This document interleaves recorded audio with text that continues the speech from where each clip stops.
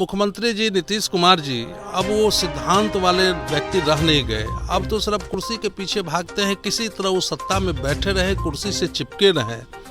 अब वो नीतीश कुमार नहीं है, जैसा कि उनको अब बिहार में कहने लगा है कि कुर्सी कुमार हो गए।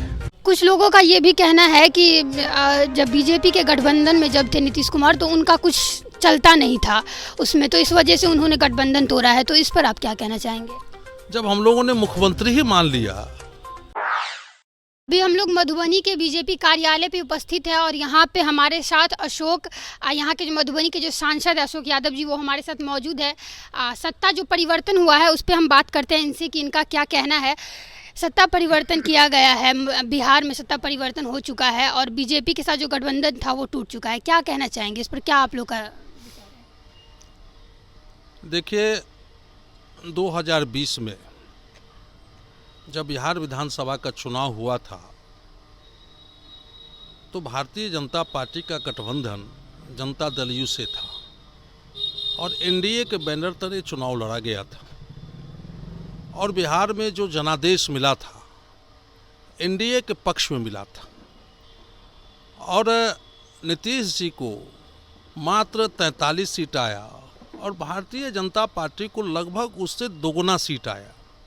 फिर भी हम लोग गठबंधन धर्म को निभाते हुए माननीय प्रधानमंत्री जी ने घोषणा किया कि नीतीश जी मुख्यमंत्री बनेंगे और हम लोगों ने त्याग कर नीतीश जी को हम लोगों ने मुख्यमंत्री बनाया।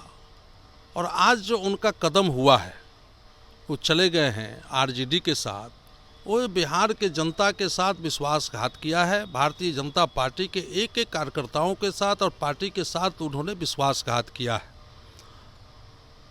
अब बिहार जो हम लोगों के साथ जब सरकार में थे नीतीश कुमार जी, एक लंबे समय से हम लोग साथ थे, 1996 से साथ थे, कुछ दिनों को छोड़ के तो बिहार में विकास हुआ और हम लोग जो नीतीश कुमार जी को नेता मान लिए, चूँकि बिहार का विकास करना था। यहाँ जो अराजक राज था, पहले 15 वर्षों तक रहा है अराजक राज, उस राज को ख़त्म करने के लिए, बिहार को चौमुखी विकास करने के लिए, बिहार में विधि व्यवस्था स्थापित करने के लिए हम लोग नीतीश जी को मुख्यमंत्री माने थे। लेकिन मुख्यमंत्री जी नीतीश कुमार जी अब वो सिद्धांत वाले व्यक्ति रह नहीं गए। अब तो सिर्फ कुर्सी के पीछे भागते हैं, किसी तरह वो सत्ता में बैठे रहे, कुर्सी से चिपके रहें। अब वो नीतीश कुमार नहीं है, जैसा कि उनको अब बिहार में कहने लगा है कि कुर्सी कुमार हो गए। और आज वो छलावा करके भारतीय जनता पार्टी को धोखा दे करके और बिहार के जनता के साथ उन्होंने धोखाधड़ी करके आज पुनः उसी के गोद में चले गए जहां से उनकी लड़ाई शुरुआत हुई थी। लालू प्रसाद यादव जी या उनके शासनकाल से जो जहां से लड़ाई शुरू हुई थी, पुनः वहीं वो चले गए। कुछ लोगों का ये भी कहना है कि जब बीजेपी के गठबंधन में जब थे नीतीश कुमार तो उनका कुछ चलता नहीं था उसमें, तो इस वजह से उन्होंने गठबंधन तोड़ा है। तो इस पर आप क्या कहना चाहेंगे? जब हम लोगों ने मुख्यमंत्री ही मान लिया, जब मुखिया थे वो सरकार के, तो उनके चलेगा कैसे नहीं। बल्कि भारतीय जनता पार्टी समझौता करके, चूंकि बिहार के विकास के लिए उनके साथ हम लोग समझौता करके चल रहे थे, एकदम उनके कदम में कदम मिला के चल रहे थे। जबकि कई जगहों पर भारतीय जनता पार्टी में बहुत मुद्दे पर आक्रोश भी था, कई समय पर आक्रोश भी हुआ है।